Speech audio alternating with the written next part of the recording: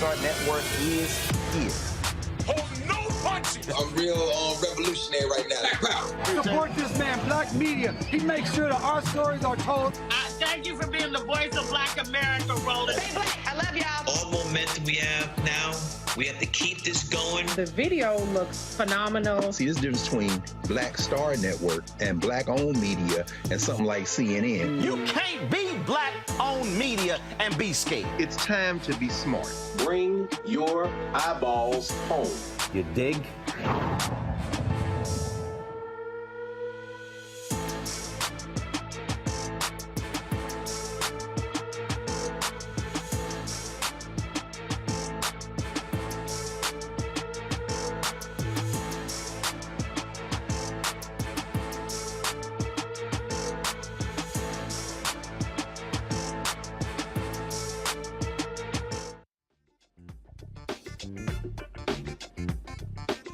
Hey folks, today is Wednesday, March 8th, 2023, coming up on Roland Martin Unfiltered, streaming live on the Black Star Network. The Department of Justice issues a scathing report on the Louisville Police Department showing a pattern of racism, abhorrent behavior, using of invalid warrants, all this in the wake of the shooting death of Breonna Taylor. We'll talk with the police chief of Louisville about today's report. Also, the Mormon Church is a complicated history with African Americans.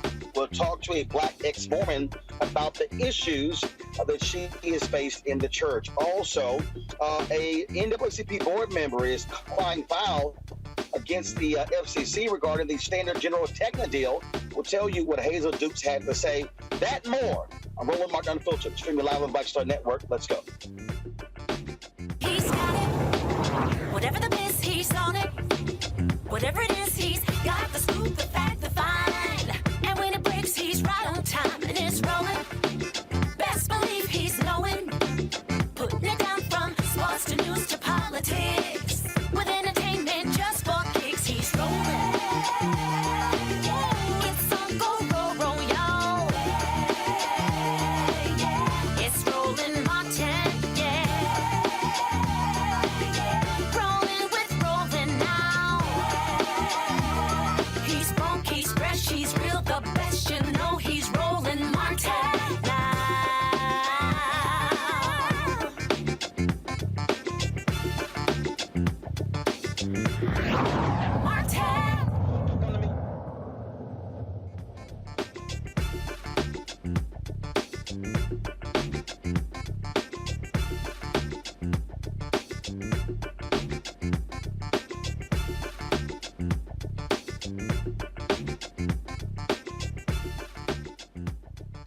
Folks, a shocking and stunning report today dropped by the Department of Justice after a 2-year investigation into the Louisville Police Department, which was commissioned after the shooting death of Breonna Taylor. It shows a department, frankly, out of control, use of invalid warrants, how they actually threw drinks at pedestrians from their cars, recorded on cameras, also calling Black people monkey and other racial epithets.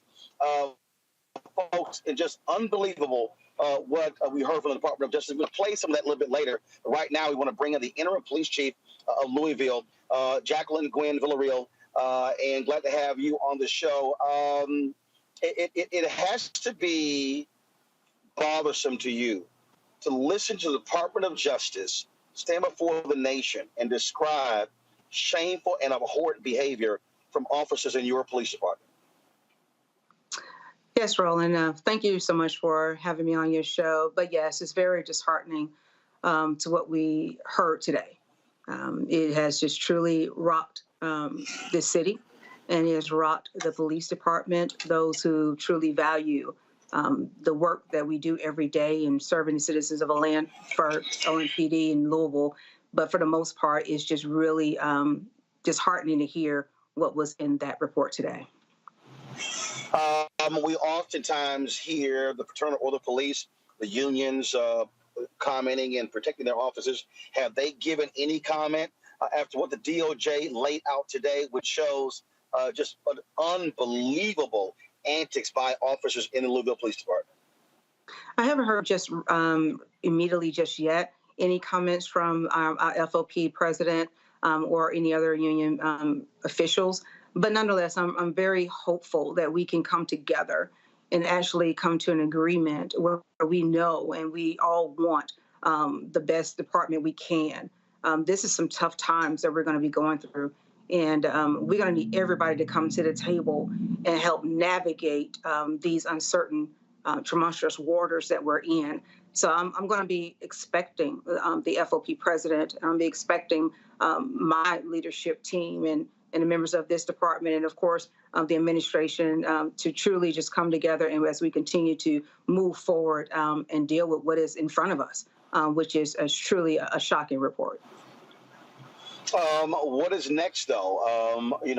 What do you now convey to officers on the force when you look at this report issued? The conduct cited. Are these officers? Are they still on the force? Are they still walking around with a badge and a gun? And so that's what we have to do. When we do a deeper dive within the report, we will do an analysis to see who do we have still on our force. Does it lead us into an additional investigation concerning those individuals? So we would do our due diligence in that space. But also, too, I want to note within that report, and the DOJ was very clear in this as well, that the vast majority of the officers here on this department are doing it right. And it's just unfortunate that we have a few officers who have decided that they want to taint this badge. And it definitely erodes this profession in a way that just shakes law enforcement across this nation. And so, again, we will do our due diligence to see who do we still have here that was mentioned in that report, and then we will make that necessary adjustment in actually dealing with those individuals. The public, when they hear it's a vast number of officers, who are good and decent, you hear that all the time. But the problem is that doesn't engender trust, especially among African Americans. We've seen the DOJ look at Louisville, Cleveland, Chicago, Baltimore. We can go on and on and on. And we keep having the same sort of things, racial epithets, excessive force, on and on and on. And these are people with the power to shoot and kill. You're right. You're right. I cannot refute that. And so that's where we have to come into play, making sure that we have the right supervisors in place who are monitoring our officers on a day-to-day basis and the work that they're doing. But also, to get into a space that we're just not just hiring anyone just because our staffing levels are down. We need to hire quality individuals that should be a part of this profession. And those that decide not to, then we need to take the necessary steps to weed them along their way, weed them out of our department. But you're so correct. We got to get it right, especially the citizens of Louisville. They expect the change. They want the change. And Roland, they deserve the change. We hear a lot from people when we talk about these issues. They always say training. But how do you fix this? Training is not the be-all to end-all. It's that, Roland, it's going to be that day-to-day auditing of ourselves. You can train on a particular subject, but what are we doing on a day-to-day? How are our supervisors engaging their officers? Are they checking in on their officers? Are they seeing how they're engaging the public? A lot of the systems that we have in place now is the early intervention system, where if someone is actually flagging on the radar in a certain particular area, that gives that supervisor the actual inclination. Let me check in and see exactly what this officer is doing a little bit closer. So again, those are going to be those tools that we need to actually utilize, but utilize them daily. But again, yes, training is good. Training is what we need, but also, too, checking in on our officers as supervisors should be doing and seeing what our officers are doing day to day and having mechanisms and tools that afford us that opportunity to do that. I've interviewed a number of police chiefs who say the right things, who when talking with the public. But one of the things, just like I interviewed CEOs, but the thing that jumps out is always that layer, the one or two layers below the chief. How are you making sure clear to your command staff that your expectations for them are to get this job done and done right? Because my clear message to them, every time I have a conversation with them, is saying, first of all, it starts with me. It starts with me in this top seat, making sure that I'm modeling what I expect from them. And then as I'm modeling what I'm expecting from them, I'm expect for them to actually carry it out and demonstrate that. on down. And if you cannot do that within my particular agency, then you need to actually find another place where actually you fit better, because the expectations is high. We can't go back.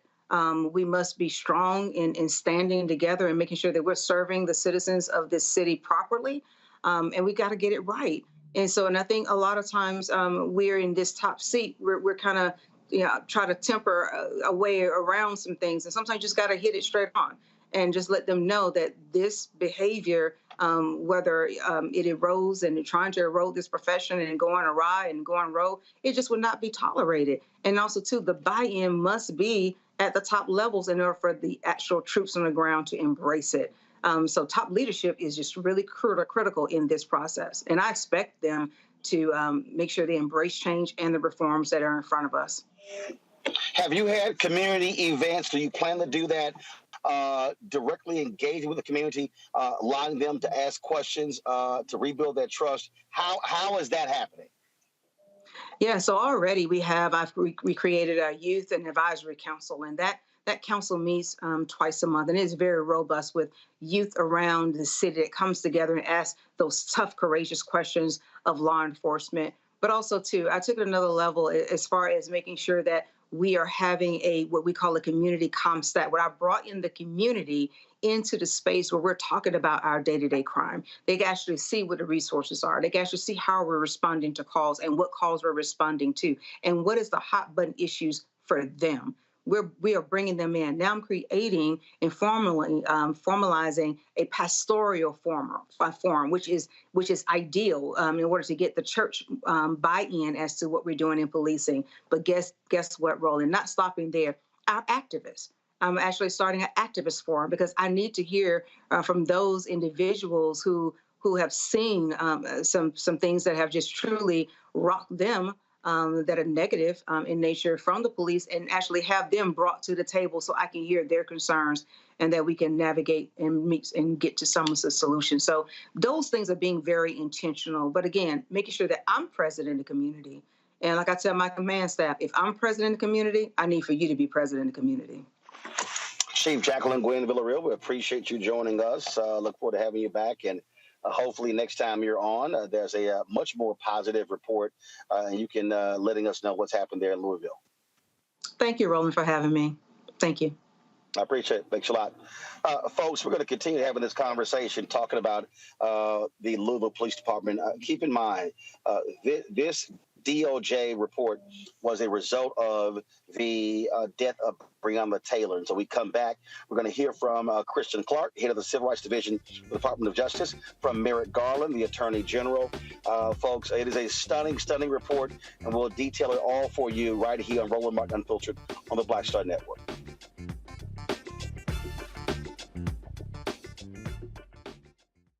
A lot of these corporations or people that are running stuff push black people if they're doing a certain thing. What that does is it creates a butterfly effect of any young kid who, wants to leave any situation they're in, and the only people they see are people that are doing this. So I gotta be a gangster, I gotta shoot, I gotta sell, I gotta do this in order to do it.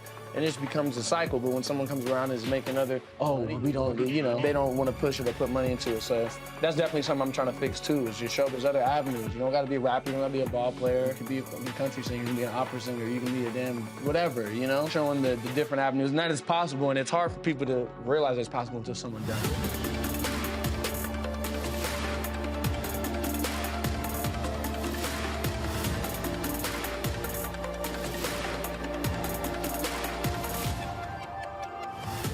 Next on The Black Table with me, Greg Carr, we featured the brand new work of Professor Angie Porter, which, simply put, is a revolutionary reframing of the African experience in this country. It's the one legal article everyone, and I mean everyone, should read. Professor Porter and Dr. Valencia Watkins, our legal roundtable team, join us to explore the paper that I guarantee is going to prompt a major aha moment in our culture. You crystallize it by saying, who are we to other people? Who are African people to others? Governance is our thing. Who are we to each other? the structures we create for ourselves, how we order the universe as African people. That's next on the Black Table, here on the Black Star Network.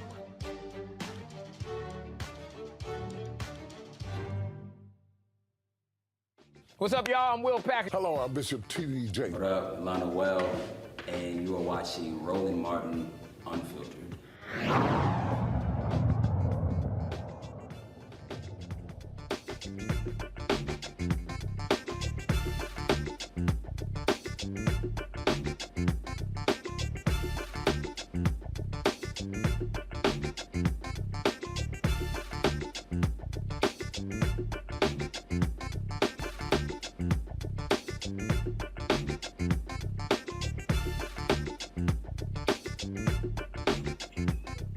Folks, I gave you a glimpse of what was talked about in the Department of Justice and news conference today, detailing what Louisville police officers did and said. But listen to Christian Clark, head of the Civil Rights Division of the Department of Justice, just lay out how shameful and despicable the things done by officers in this department. In Louisville deserve constitutional policing. They deserve policing that is fair and non-discriminatory. Our investigation found that the police department and city government failed to adequately protect and serve the people of Louisville, breached the public's trust, and discriminated against Black people through unjustified stops, searches, and arrests. The police used excessive force, subjecting people to unlawful strikes, tasings, and canine bites. The police sought search warrants without justification and carried out no-knock warrants unlawfully, evading the Constitution, defying federal law, and putting ordinary citizens in harm's way. Today marks a new day and a new chapter for the people of Louisville. For the last 2 years, the Justice Department has led an exhaustive investigation in Louisville to determine whether Louisville Metro government and the Louisville Police Department engaged in a pattern or practice of conduct that violated the Constitution or federal law.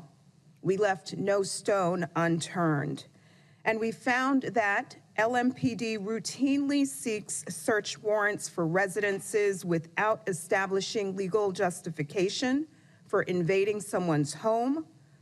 Officers regularly seek warrants that are overly broad, sweeping in people who have at most a remote connection to the investigation, who have committed no crime, harbor no evidence, and have a constitutional right to not be subject to unreasonable search and seizure.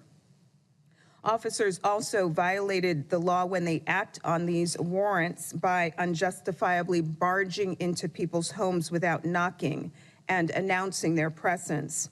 And they often serve these warrants at night. These tactics are dangerous. Officers can be misidentified as intruders, and they may misinterpret shock and surprise as a threat. All of this puts the public at risk, and officers too. Officers also routinely conduct stops, searches, and arrests without the required constitutional justification. These tools are essential to enhance public safety, but when used without restraint, they turn into weapons of oppression, submission, and fear. We found that LMPD officers use excessive and dangerous tactics such as neck restraints, canines, and tasers, even against people who pose no imminent threat to the officer or others. We also found that officers misdirect their resources and violate fundamental principles of equal justice by selectively targeting and disproportionately subjecting Black residents to unlawful policing. LMPD disproportionately stops and cites Black drivers for minor traffic offenses. In fact, Black drivers were nearly twice as likely as white drivers to be cited for having one headlight out. Black drivers were nearly 4 times as likely as white drivers to be cited for improperly tinted windows, and Black drivers were nearly 5 times as likely as white drivers to be cited for improper tags. LMPD also disproportionately searches Black drivers who are stopped and cited. Even when comparing traffic stops where Black and white drivers were engaged in similar behavior before the stop, Black drivers were almost 50% more likely to be searched than whites. LMPD charges Black people at higher rates than white people for the same misdemeanor offenses. For example, LMPD charges Black people for loitering at more than 4 times the rate of white people, for disorderly conduct at 2.5 times the rate of white people, and for littering at 3 times the rate of white people. This pattern of racial discrimination fuels distrust and impedes the community's confidence in the LMPD and their law enforcement operations. LMPD's improper activity extends beyond use of force, street enforcement, and search warrants. We also found that LMPD often responds aggressively to people criticizing the police, both in routine day-to-day police encounters and during lawful demonstrations, and both before and after the racial justice protests that occurred in 2020. We saw unnecessarily aggressive behavior against people experiencing behavioral health crises. One person, a Black man with an apparent behavioral health disability, had more than 25 encounters with LMPD in less than 2 years. And in some of these interactions, LMPD officers needlessly escalated the situation and used unreasonable force. At times, they even mocked him. The man ultimately died in a Louisville Metro detention center after he had once again been arrested by LMPD. Such unnecessary escalation of encounters that could have and should have remained nonviolent was far too common. These findings are not based on any one incident or event. They turn on evidence showing long-standing dysfunction at LMPD.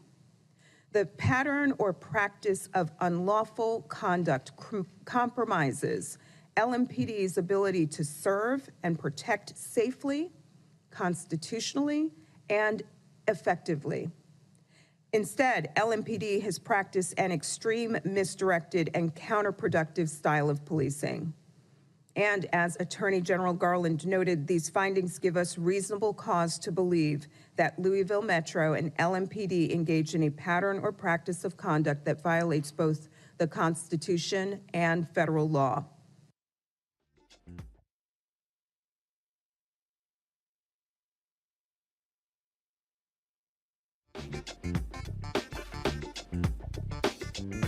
Just kill music, please. Thank you. What we have just heard, folks, is a detailed description of how shameful the Louisville Police Department is. You heard me ask the chief. You ain't heard nothing from the FOP. Now, y'all notice they love running their mouths, defending cops, yet when they come in and lay out these detailed facts, oh my God, they're silent and they're missing in action. That's what cowards do. See, if you want to stand up and shout and defend your cops when something happens, when the shooting happens, why all of a sudden is there a disappearing act when the Department of Justice comes out and lays out numerous facts, numerous details, and folks get real quiet. Joining me right now, folks, is Tammy Hawkins, a member of the City Council there in Louisville, also Tamika Mallory, co-founder of Until Freedom. They were there on the ground.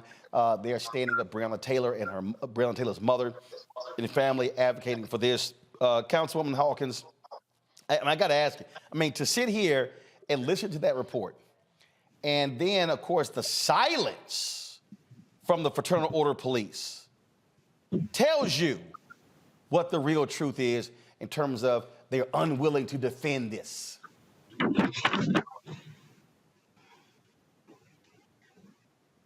I'll say this, I was there. It was very disheartening, very unsettling for me, but not surprising. It just gave confirmation of the things that we have already known or suspected for a long time. It's going to take a lot to bridge this gap. I believe that FOP should be accountable. Chief Villaro, she inherited this. My heart goes out to her.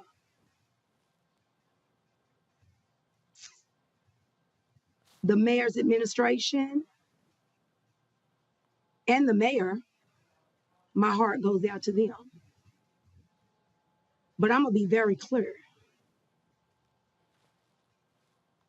My constituents,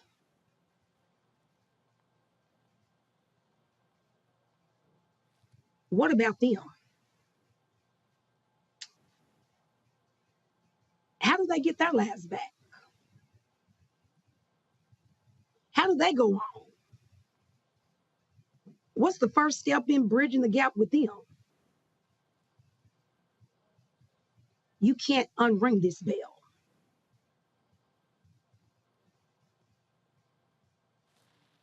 Tamika, I got about 45 seconds before I go to break. We're going to come back and pick this up after the break. But again, folks like you and others, we keep saying this over and over and over again. This is happening, this is happening, this is happening. And people love to sit here and go, oh, it's a few, it's a few, it's a few. Like I said to the chief, it's New Orleans, it's Philadelphia, it's Baltimore, it's Louisville, it's Cleveland, it's Chicago, it's Washington, D.C., it's New York City, it's Los Angeles, it's Aurora, Colorado. I mean, we could go on and on and on. So seems to me it ain't just a few bad apples. It absolutely is not just a few bad apples. And, you know, I don't know the rules. I have to talk to the lawyers. But it feels like after receiving the type of report and seeing this type of report that is so damning against this police department that we already knew, not surprising information, but to see it in one document, it feels like there should be some type of receivership.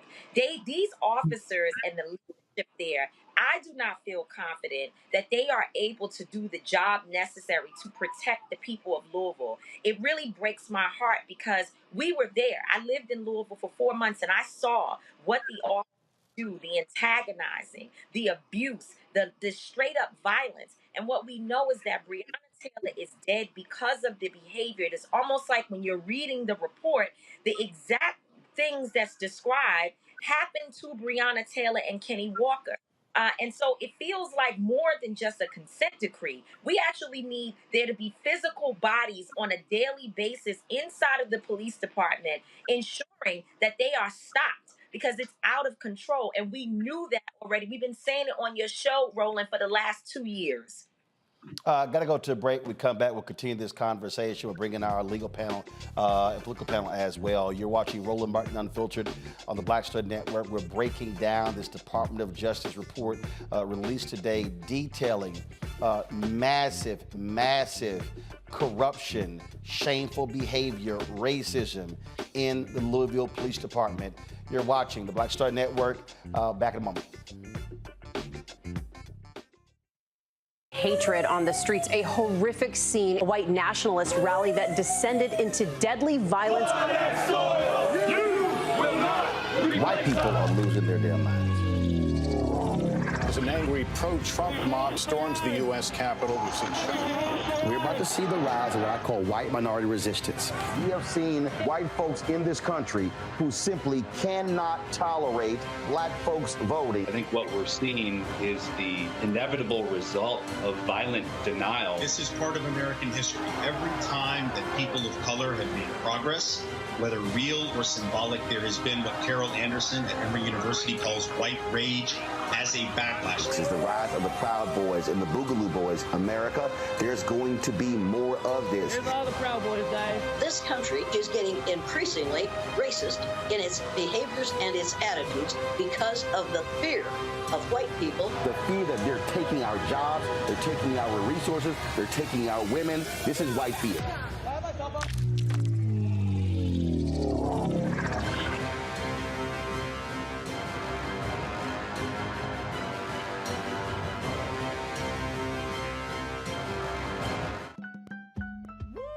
We're all impacted by the culture, whether we know it or not. From politics to music and entertainment, it's a huge part of our lives, and we're going to talk about it every day right here on The Culture with me, Faraji Muhammad, only on the Black Star Network. What's up, what's up? I'm Dr. Ricky Dillard, the choir master. Hey, yo, Peace World, what's going on? It's the Love King of R&B, Raheem Devon, and you're watching Roland Martin, Unfiltered.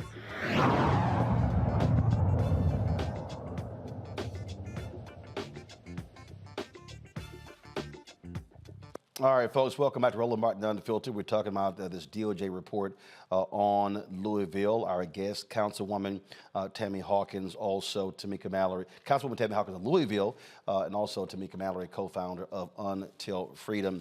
Councilwoman, now that this report has been issued, what does the council do next?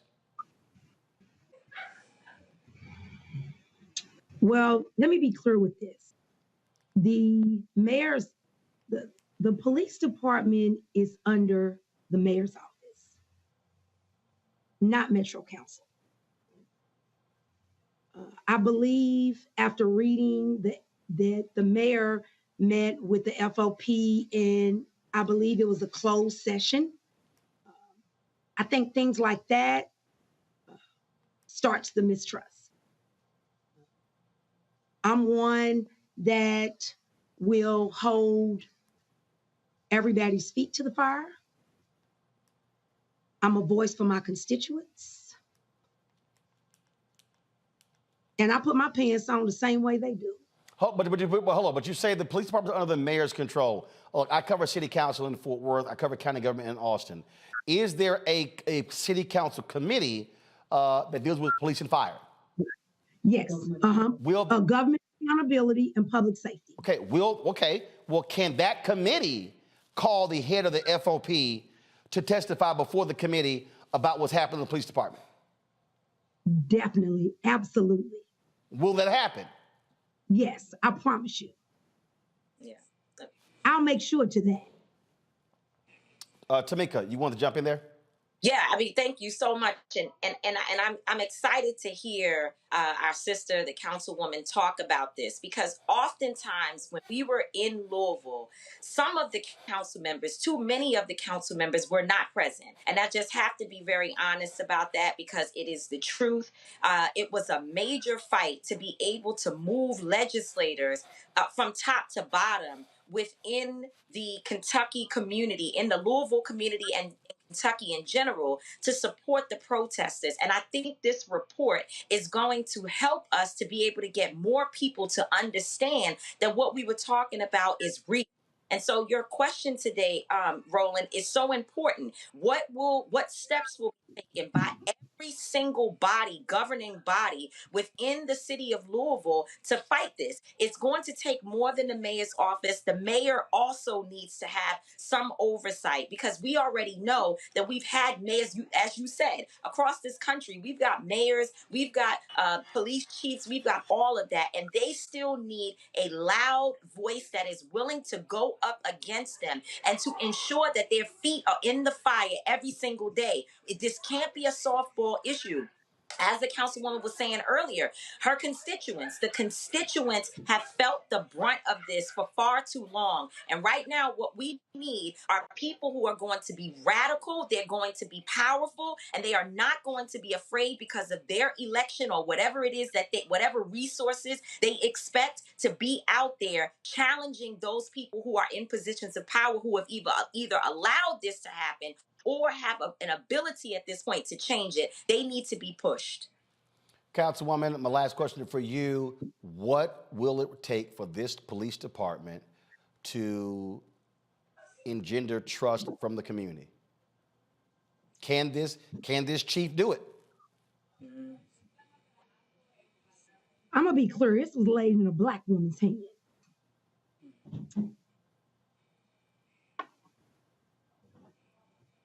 And everybody keeps asking the same question. What can we do so this won't happen? Or what can we do to fix LMPD? But I'm still harping on, what are we going to do to fix our constituents that are left with felonies, that are left with life trauma? So I'm trying to bridge the gap with not just LMPD, but also with my constituents that I am a voice for. You know, how do we fix their lives? I'm one that's not scared to speak up. I'm a voice of reason. I'm a second chancer. I understand how it feels. So I always put myself in somebody else's shoes first. And I'm very passionate. But one thing that I've learned, and that is, when you're passionate about things, you gotta put your feelings to the side. You gotta start, creating policies. Because that's what matters. And one thing that the DOJ said, she said it was a lack of policy. It was a lack of structure that was in place. I beg to differ. I didn't know that, I've never known calling somebody monkey and calling somebody boy. I didn't know that there was a policy. I thought that just came with common sense and respect and integrity. You know, as an officer, and when you swear under oath, I didn't know you just come right off and you just treat people any type of way and you target Black. So you heard me ask the chief about community forums. Have you been holding those? Are you holding them on a monthly basis? Are folks seeing you and other electeds out there? Are you out there with the chief? Are you also going to say, hey, have your command staff out here? Are y'all going to say, Mayor, you should be doing this as well? I'm going to say this, and I don't sugarcoat anything. For District 1, it impacted my district.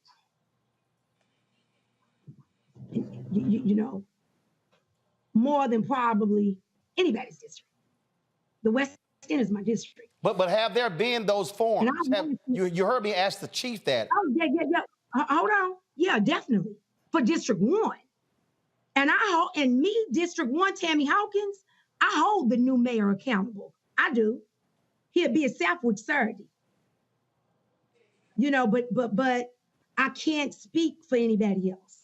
Let me ask Tamika this. Tamika, y'all were on the ground there for quite some time.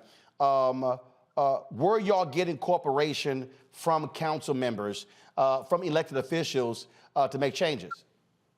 It was very tough, Roland. I wouldn't be me without telling the truth about what we experienced. Oftentimes, we found ourselves with a very small amount of council members and other elected officials who were out there with us. I have to give credit to Attica Scott. She was one of those as an elected official who was on the ground. Of course, Charles Booker was constantly showing up and a part of our activities. And of course, Keturah Haran, who is now a district leader. And that happened as a result of the protest. She ran for office and has now been elected. And there were others at time, but I think that there has to be much more of a commitment and an engagement from the electeds that are there in Kentucky. In Louisville, one of the things that I have to say that is absolutely, it was probably one of the most disappointing, was the lack of support from the local electeds to be out there with Breonna Taylor's family. And you can ask them. I mean, they will tell you what they experienced. And so, we did see when it came time to fight for no-knock warrants, we saw the electeds get engaged and make sure that happened. But nonetheless, just in terms of the everyday boots on the ground effort, that was not the case while we were in Kentucky. Councilwoman, final comment. I'll tell you this. I've been in Metro Council less than 60 days. Right, that's right. And I don't know what happened then, but I can assure you now that you got my support.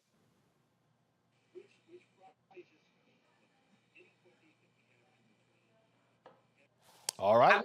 I would say that Tamika, go ahead. Final comment. I want to make sure, because one thing we, want to be honest about and be open, of course, and be transparent. That's the word I'm looking for. We also want to acknowledge that Ms. Hawkins is new. And so I want to make sure that we say that today. And I'm hoping that the energy that I feel here from you this evening, Councilwoman, is energy that you will bring to the ground. And so certainly we have to give you that.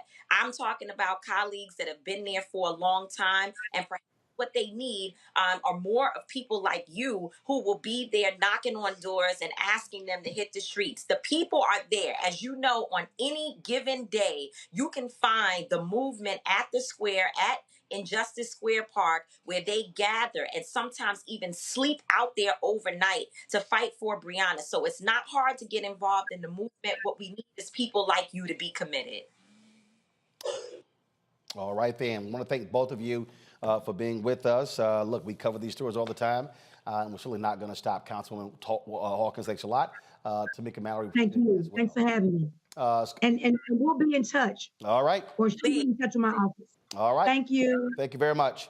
A. Scott Bolden, lawyer here based in D.C. Robert Patillo, host of People, Passion, Politics, News Talk 1380 WAOK in Atlanta, and Rebecca Carruthers, Vice President of Fair Election Center. They are my panel. I will talk with them when we come back after this break. In just a moment, folks. Don't forget, you can, of course, download our app, Black Star Network app, Apple phone, Android phone, Apple TV, Android TV, Roku, Amazon Fire TV, Xbox One, Samsung Smart TV. Also, you can watch us on Amazon News. You simply go to the Amazon Fire TV app. Then our 24-hour streaming channel is right there on the network. And so, and don't forget to get a copy of my book, White Fear, How the Browning of America is Making White Folks Lose Their Minds. Available. Bookstores nationwide. Download it on Audible. We'll be right back. When you talk about blackness and what happens in black culture, we're about covering these things that matter to us, speaking to our issues and concerns. This is a genuine people-powered movement. There's a lot of stuff that we're not getting. You get it, and you spread the word. We wish to plead our own cause. Too long have others spoken for us. We cannot tell our own story if we can't pay for it. This is about covering us. Invest in black-owned media. Your dollars matter. We don't have to keep asking them to cover our stuff. So please support us in what we do, folks. We want to hit 2,000 people, $50 this month, raise $100,000. We're behind $100,000, so we want to hit that. Y'all money makes this possible. Check some money orders. Go to P.O. Box 57196, Washington, D.C. 20037-0196. The Cash App is $RM Unfiltered. PayPal is R Martin Unfiltered. Venmo is RM Unfiltered. Zelle is Roland at RolandSMartin.com.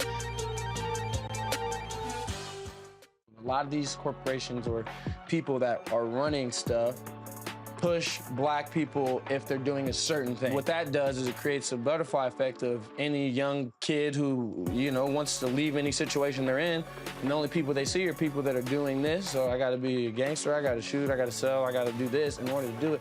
And it just becomes a cycle. But when someone comes around and is making we don't, they don't want to push it or put money into it. So that's definitely something I'm trying to fix too, is just show there's other avenues. You don't gotta be a rapper, you don't gotta be a ball player, you can be a country singer, you can be an opera singer, you can be a damn whatever, showing the different avenues. And that is possible, and it's hard for people to realize it's possible until someone does it.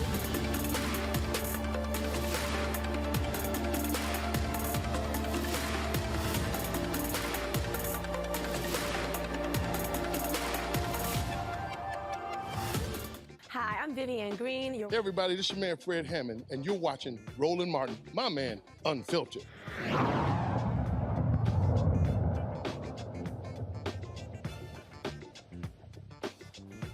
All right, folks, let's chat about this with our panel. Scott Bolden, I'll start with you. Again, when you listen to Kristen Clark lay out all of that, I mean, talk about just unbelievable. Yeah, this is the beginning, not the end. I want your listening audience to know that. That is a scathing report, almost as if the LMPD operates as a criminal enterprise. We're the indictments, or I expect indictments to flow. One thing from this report, one thing you did not talk about, there were some allegations in there about sexually abusing arrestees and members of the public, if I read it correctly. Where are the criminal indictments that are going to flow from this?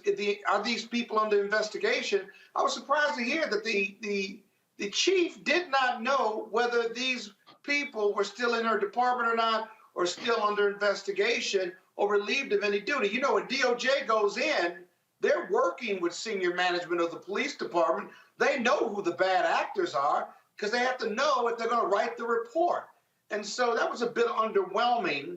At the same time, the community, it was interesting, the council member said, hey, my community is suffering as a result of those bad arrests and bad searches and dog bites and what have you. I was thinking that community in District 1 needs a race and truth reconciliation meeting or commission in each district to talk about this report and to have the police and the police union and members of the police force there along with the mayor and other elected officials, because there's healing that needs to take place on both sides.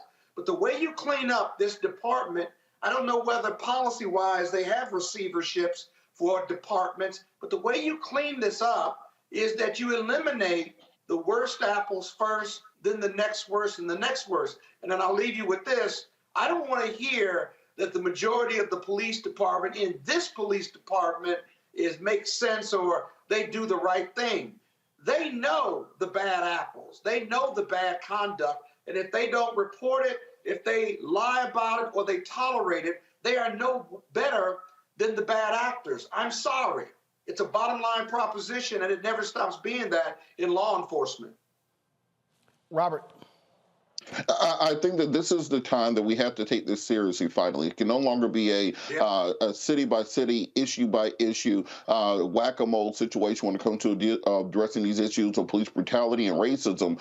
When it comes to law enforcement, we need to call on the Senate Judiciary Committee Chairperson Dick Durbin to hold hearings with regard to this report, and also for the White House to finance and commission through the Department of Justice an audit of every major city police department in this country. We need to have this type of report that we have in the Breonna Taylor case in every major city, because any of us who have practiced criminal law know that in almost every major city you will find a very similar report, whether it's the Red Dog Unit in Atlanta, the Scorpion Unit in Memphis, or hundreds of others across the country, human rights abuses in the city of Chicago. And unless we are willing to put our money where our mouth is, finance the types of reports and information needed to gather that analytical data, and then hold hearings where we bring these major city police chiefs before the Senate Judiciary Committee and force them to answer tough questions, and then have the Senate vote on true police reform legislation, not just the George Floyd Justice and Policing Act, because we all knew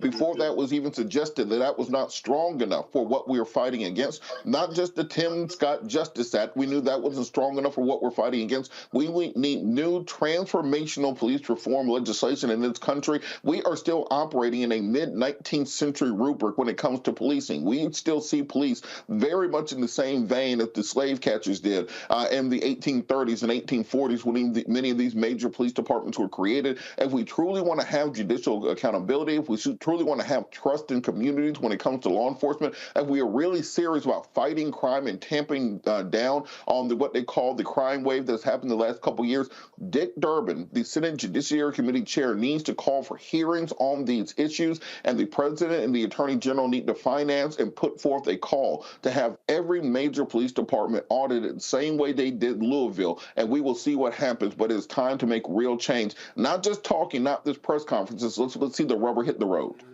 Rebecca, for all of the people out there who, I don't really see, where's Senator Tim Scott today? Why is he so quiet today? The man who stopped the George Floyd Justice and Policing Act from moving forward. He's quiet because he doesn't have a solution. I do want to point out that this current police chief is actually new and became interim police chief on January 2nd, 2023. So she's been on the job for just about 2 months. So I can understand why she wouldn't be as knowledgeable about which officers are or are not still involved with Louisville Metropolitan Police Department.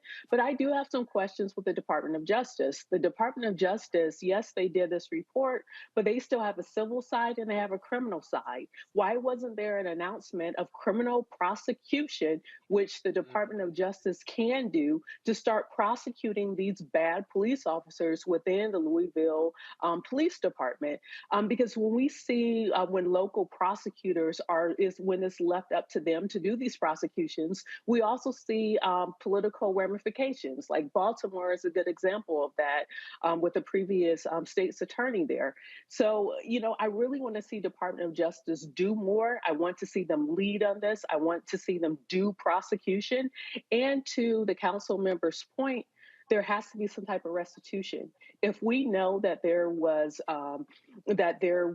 criminal activity that these police officers were doing, if we know that under the color of law that they weren't actually doing their jobs correctly, then maybe it's time to set aside some of those convictions for those felons that are in District 1 that should not be felons, but are felons because of repeated police intimidation and repeated police harassment.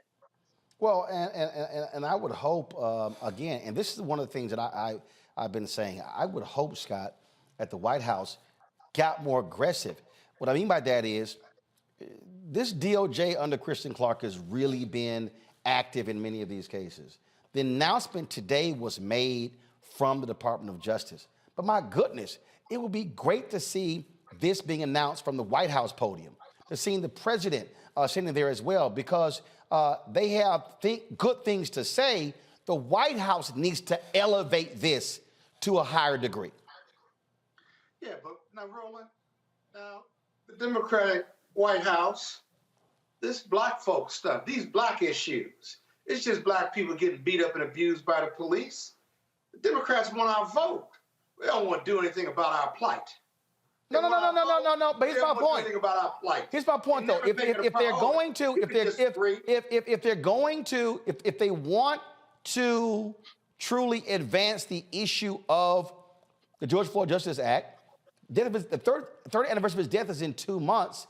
My deal is you elevate the story, and you don't just always talk about, oh, police need more money.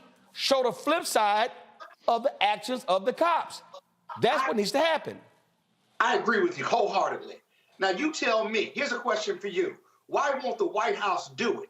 It's because it's black people, and they've never made black people a priority unless they want us to vote for them during the election year. I think it's that.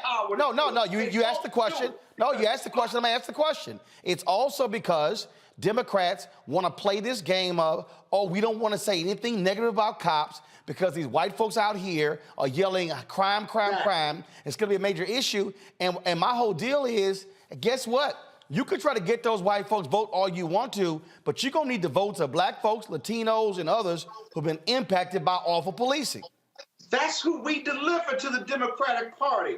The majority of white America hasn't voted for a Democratic president since Lyndon Baines Johnson, and they just refuse to accept that data. The white, poor, working class white people of America who love Trump, they are enamored, obsessed with getting them back, because the idea that they rely on black people and brown people and gay voters just drives them crazy, because they will not accept that that is who America is. Even in 2043, it's 2023 right now. That's who America is, and they won't do it. And they've had every opportunity to do it, and they will go with race-neutral legislation that helps everybody before they take on that black issue. I don't know what their problem is. I do know what their problem is. They don't value black people. So, and by the way, one other point. They need to do a report on every prison in every state, too. Well, the same thing. It's corrupt from top to bottom. I got you. Hold on one second. Merrick Garland, again, talked about the violation of the Constitution in Louisville. Watch this. The department has concluded that there is reasonable cause to believe that Louisville Metro and LMPD engaged in a pattern or practice of conduct that violates the First and Fourth Amendments of the Constitution. There is also reasonable cause to believe that they engage in conduct that violates Title VI of the Civil Rights Act of 1964, the Safe Streets Act, and the Americans with Disabilities Act. Specifically, the report finds that LMPD uses excessive force, including unjustified neck restraints and the unreasonable use of police dogs and tasers, conducts searches based on invalid warrants, unlawfully executes warrants without knocking and announcing, unlawfully stops, searches, detains, and arrests people, unlawfully discriminates against black people in enforcement activities, violates the rights of people engaged in protected speech critical of policing, and, along with Louisville Metro, discriminates against people with behavioral health disabilities when responding to them in crisis. The Justice Department has also identified deficiencies in LMPD's response to and investigation of domestic violence and sexual assault. LMPD has relied heavily on pretextual traffic stops in black neighborhoods. In these stops, officers use the pretense of making a stop for a minor traffic offense in order to investigate for other crimes. Some officers have demonstrated disrespect for the people they are sworn to protect. Some have videotaped themselves throwing drinks at pedestrians from their cars, insulted people with disabilities, and called black people monkeys, animal, and boy. This conduct is unacceptable. It is heartbreaking. It erodes the community trust necessary for effective policing, and it is an affront to the vast majority of officers who put their lives on the line every day to serve Louisville with honor. Folks, with all of that, some folk need to be under arrest. All those constitutional violations. Got to go to a break. We'll be back on Roland Martin Unfiltered on the Black Star Network. If you're watching on YouTube, hit the like button. Facebook, hit the share button. Also, appreciate your comments on our OTT app as well. Don't forget, support us in what we do. Your dollars make it possible for us to do what we do. We cover the kind of news that no one else is talking about. Send your check and money orders to P.O. Box 57196, Washington, D.C. 20037-0196. Cash App, $RM Unfiltered. PayPal, R Martin Unfiltered. Venmo is RM Unfiltered. Zelle, Roland at RolandSMartin.com. Roland at RolandMartinUnfiltered.com. We'll be right back.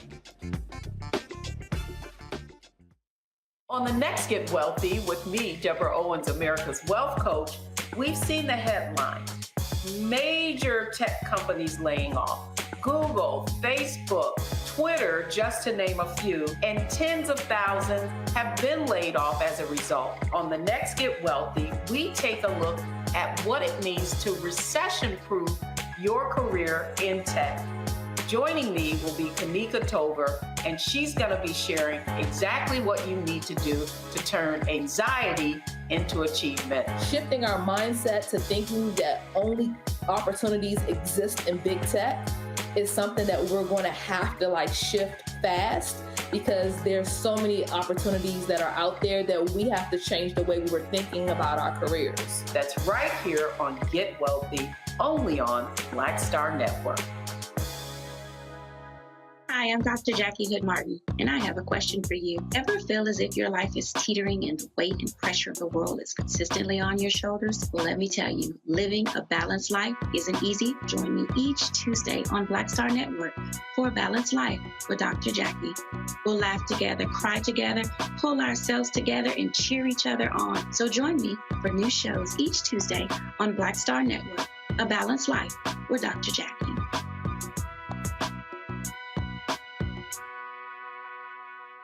Pull up a chair, take your seat. The Black Tape with me, Dr. Greg Carr, here on the Black Star Network. Every week, we'll take a deeper dive into the world we're living in.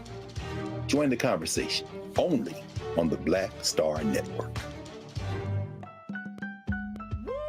We're all impacted by the culture, whether we know it or not. From politics to music and entertainment, it's a huge part of our lives, and we're going to talk about it every day right here on The Culture with me, Faraji Muhammad, only on the Black Star Network.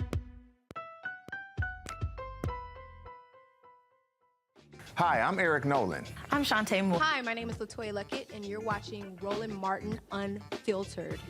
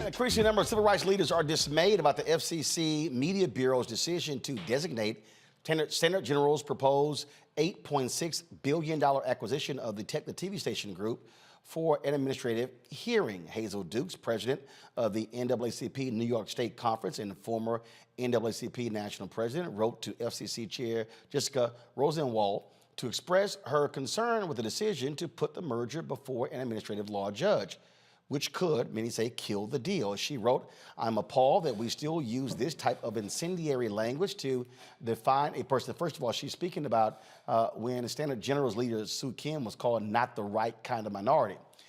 She wrote, "I am appalled that we still use this type of incendiary language to define a person of color who attempts to enter a particular club. They are not traditional members." Despite awaiting approval from the Federal Communications Commission, FCC, for approximately a year, the deal has been given yet another regulatory hurdle and placed before an administrative law judge at the FCC. This action was deliberate and malicious and only happened because some deemed Sue Kim not to be the right type of minority in a time when equity is the watchword. This is unacceptable. Now, Standard General would acquire Tegna's 64 TV stations and other assets for most of the year. Most of the year, if approved, the FCC's Media Bureau is concerned the proposed transaction could artificially raise consumer prices and result in job losses. The News Guild CWA, the National Association of Broadcast Employees and Technicians, filed petitions to deny the deal. The National Association of Black-owned Broadcasters, as well as Reverend Jesse Jackson's Rainbow Push, support the deal as well. We also, Scott, have a partnership with Sue Kim in case this deal closes. I mean, this is one of those things that what Dukes and others have said. The full FCC should vote on this. There should be a public hearing. They should discuss this and vote on this thing openly versus having go to an administrative judge. And the reality is this here, Sue Kim is a Korean American. He's looking to partner with us and others in Black-owned media. This is a perfect example of minorities being able to own major television stations. And so folks like Hazel Dukes and myself say, hey, have a full, honest, open hearing, put everything out on the table, and let the full FCC vote. I think you're on mute. Sorry. Hazel Duke's been fighting for Black people for a long time. It's a big deal for her to sign on to this, to that letter. The reality, what I don't understand, it's under the Democratic administration, and to put it into an administrative hearing, Robert, means that for whatever reason, they don't want the commission to bless it. They want to put it into an independent party that may or may not bless it. I'm a little concerned what they're trying to hide or what they're trying to do by not approving this deal, when it seems to have a ton of support by civil rights organizations as well as people of color, and a new potential owner that is willing to do business and share ownership with Black people and brown people around the country. It just really doesn't make any sense. There's another storyline here that nobody's talking about. Here's my issue here, Rebecca. You're the FCC commissioners. You've been appointed by President Biden. This is what you're supposed to do. Right. Have the hearing, make a decision, vote. Yeah, I don't understand this. I don't remember Sinclair Broadcasting Company having to go through all this scrutiny. So I don't understand why the FCC just wouldn't consider this under regular order instead of having it go to a administrative judge. So far, I haven't seen anything that justifies the FCC taking this route. Robert. Well, I think going back to kind of mixing the last story and this story together, I think what might have to happen is we might need a Black person to start primarying Joe Biden now. We need a Black candidate to go down to South Carolina, where the Democratic primary starts in 2024, and start running and file the paperwork, just like Marianne Williamson did, announce they are running, and start putting in some numbers down in South Carolina right now. Because apparently, this administration does not take the needs of African Americans seriously. They think they can just walk across the bridge. They can take a couple pictures. They can do the other stuff.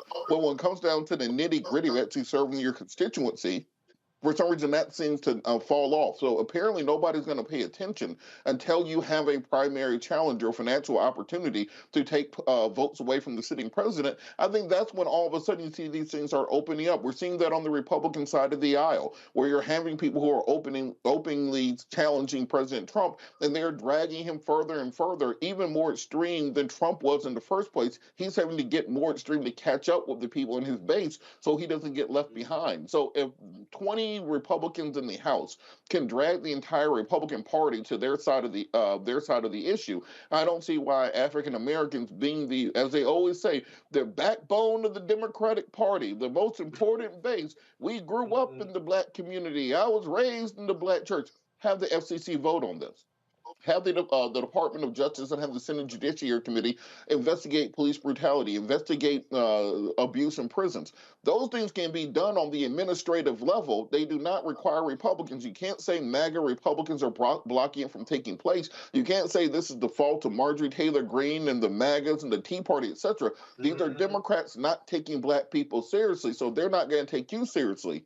Then it's time for you to demonstrate to them your importance, because at the end of the day, if Black folks did the exact same thing that the FCC was doing in 2024, Republicans will win in a landslide. It'll be a 1984 Reagan landslide if we decide just to stay home. So maybe they need to be reminded of who has the keys to the car before they start making demands on what direction we go. Well, first of all, African Americans are not trying to buy Tegna. So Sue Kim is the managing partner of Standard General. He's a Korean American.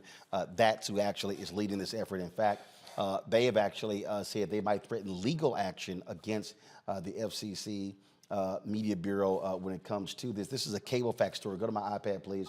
On Friday, they filed a motion requesting that the ALJ certify to the full commission an immediate application for review of the Bureau's hearing designation order. If the ALJ doesn't act on the motion, the companies intend to file for relief directly with the FCC on March 17th and, if necessary, seek judicial review.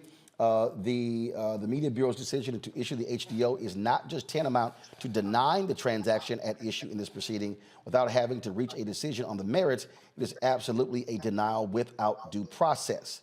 This is what the broadcasters wrote again, and there's a May 22nd deadline for a merger agreement. And so we'll certainly keep you abreast of what's happening in. Is there another bidder, Roland? Is there another bidder? Well, well, the folks at Tegna have already accepted the offer from Standard General. There were others who were trying to bid on it. They accepted their bid, and so that's what's going on. And now, of course, there are others out there who obviously would not want to see this go through because they want to buy it themselves. So yeah. Look behind that statement of yours, because that's what's going on too. I got you. Folks, a California family is going to receive $8.25 million after being unlawfully detained on their way to college. A California jury found Alameda County Sheriff Deputy Stephen Holland and Monica Page liable for $2.7 million to Aaliyah Lagervale and $2.75 million to her daughters. The court increased the total damages because of the Bain Act, which allows juries to quadruple damages awarded in cases involving a violation of constitutional rights. In 2019, Holland violated Lagervale and her daughter's constitutional rights. After a traffic stop, Holland told Lagervale he stopped her because he was investigating car break-ins. And Lagervale refused identification because she had done nothing wrong. Holland handcuffed them, and held them in a patrol car without citing them for a crime. And now they got to pay up. A California Bay Area couple settled with a lawsuit with a white appraisal company that valued their home below market rates because they were black. We've heard this before. Paul and Tanisha Tate Austin won an undisclosed settlement from the Fair Housing Advocates of Northern California and Jeanette Miller, the owner of Miller and Parati Real Estate Appraisers. Miller and Parati Real Estate Appraisers sent 2 employees to appraise the Tate Austins' Marin County home within just a few weeks of each other in 2020. The first appraisal was at $945,000. When the couple had a white friend pose as the owner, the appraisal company gave them a $1.5 million valuation. Following the win, Tanisha Tate Austin made this statement. The ongoing undervaluation of homes in black neighborhoods perpetuates the wealth gap between black and white families. We hope by bringing attention to our case in this lawsuit settlement, we can help change the way the appraisal industry operates, and we can start to see a different trend. There are implications to our ability to create generational wealth or passing things on if our houses appraised for 50% less. That right there, Robert, is the point we've always talked about. Even when we do own a home, getting screwed over on this type of issue. And I want people also to understand that this is not just a micro issue as in individualized families and the lack of generational wealth that is created. It is a macro issue because home property taxes that are based upon home ownership are what finance your schools. So when you are systemically undervaluing black homes, you are robbing students of the financing needed to have top flight schools in those communities. When you're looking at the long-term ramifications, you're taking away the equity that people can pull out of their homes in order to finance businesses, in order to finance inventions, other things. This is when we talk about systemic racism, and people think that we're saying, well, everybody within the system is racist. No, when you're talking about systemic racism, we're talking about the fact that if you pull one brick out of the wall, then the entire wall collapses upon itself. And because you have this system, and this family is not an isolated incident, you can go to any black community in this country, any well-to-do and wealthy black community in this country, and run the same thing. I dare anybody in Prince George's County and DeKalb County and South Fulton in Atlanta to get some white friends to come in and pretend to be pretend to live in your house and pretend to be your neighbors and see what the appraisal is. And when you do that, you realize that much of what happens in America is based off of a system that is intrinsically against the progress and advancement of African Americans. And this is why we have to break the system down, not just the individual actors. Scott, when you look at this is go to my iPad, please. This is a story in the New York Times from November, where the federal researchers looked at a lot of data here. They pulled 47 million appraisal reports. White homeowners can expect their home values to increase at twice the rate of homeowners of color, a stark confirmation of systemic racial bias in home appraisals. This particular report looked at, again, census tract data.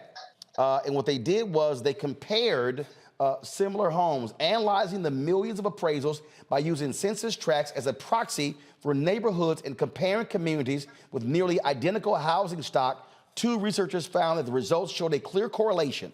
The higher the proportion of white residents in each community, the higher the appraised value of individual homes. And there's a lawsuit, I believe, in California against a major bank for similar, not appraisers, but when you refinanced your house, if you owned it due to COVID, you could refinance your house and pull money out. The approvals for Black people who owned homes was like 50% less than what white people could pull out of their homes. But this is a powerful racism right here, Roland. This is average racism. This is the appraisal process. Listen to what white people are telling us, what the system says, that the mere fact that Black people live in a house, in a neighborhood, Black or white neighborhood, that the mere fact that you're Black and you live in a home along with all these other homes around you, that alone brings the value of your home down, which is an inanimate object, basically.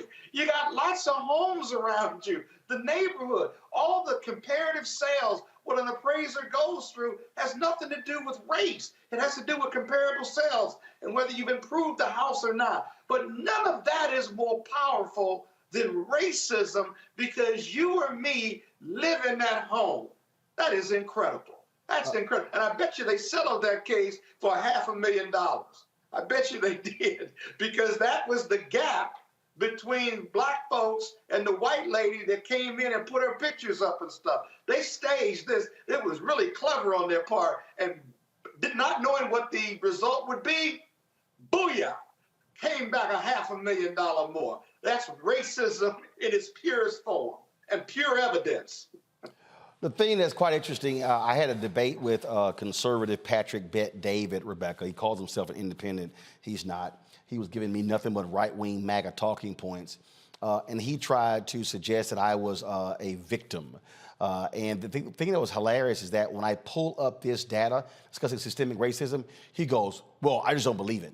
And I'm going, oh, so you just want to just easily dismiss it. And I'm going, they pulled 47 million reports, but you're like, no, like, I don't want to believe it. I mean, this is the issue that we have where even when you show these folks the proof, they don't want to believe it. Mm-hmm. Well, there are a lot of people who are uncomfortable with dealing with what systemic racism is. Instead, they want to talk about it on a micro level and say, well, personally, I've never experienced anything like that. Or I know some good white people, so therefore we don't have these issues in this country. But here's the thing. This is the other reason to support reparations in this country, because reparations isn't just about being a descendant of American slavery, but it's also about the fact that we're still dealing with economic consequences by the sheer fact that we're Black in this country. So those things need to be addressed. I wish more Americans would understand systemic racism. I wish we had something like critical race theory, which could explain all of these large issues that are happening to Black Americans on a day-to-day basis. But this, I mean, look, Scott, it was probably $525,000 to be exact in that particular settlement, because that was the amount that they were undervalued. Well, if I could find y'all the part in this video where I just started schooling homeboy on the data. It was so funny how Patrick just like, oh my God, I just don't believe it. I just don't believe it. If y'all want to see for yourself, Can't believe racism exists. It really was. It really was pretty embarrassing, y'all, to have to sit here and school homie on the real deal of systemic racism in housing. And his whole deal was like, well, why Democrats run these cities where crime is high? And I keep saying, fool, if you want to deal with crime in America, you better look at poverty and education. It just don't happen by happenstance. Got to go to a break. Pay some. Roland, watch this. Why do white people want to school black people on what racism is? Easy, because when they are the least qualified because they've never been victimized by because racism. they want to deny it actually exists. That's why. But Jason, No. First of all, hold up. I'm gonna deal with that when we come back as well. Deal with the issue of racism in the Mormon Church. Yeah. Wait till we break this down for you. You're watching Roland Martin Unfiltered on the Black Star Network.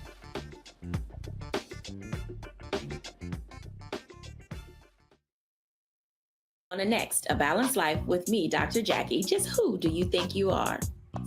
And maybe more importantly, who is it that you think you're trying to please? The answer to that second question is really wrapped up in the first. Think about that, being the true, authentic you, no matter the circumstance. But we learn the art of forgiveness, not only of forgiving one another, but forgiving ourselves. And we also learn how to love ourselves so that we can love each other. That's next on A Balanced Life, here on Black Star Network.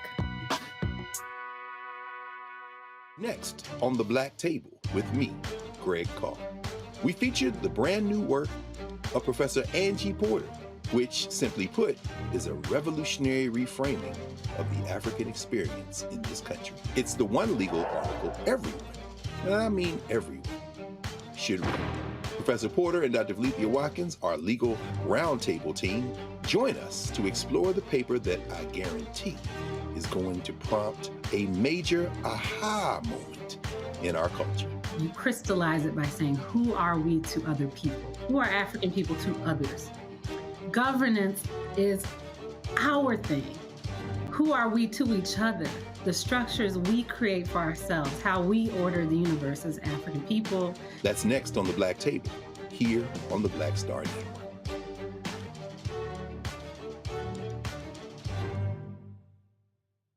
Hello, everyone. It's Kiara Sheard. Hey, I'm Taj. I'm Coco. And I'm Lily. And we're SWV. What's up, y'all? It's Ryan Destiny, and you're watching Roland Martin Unfiltered.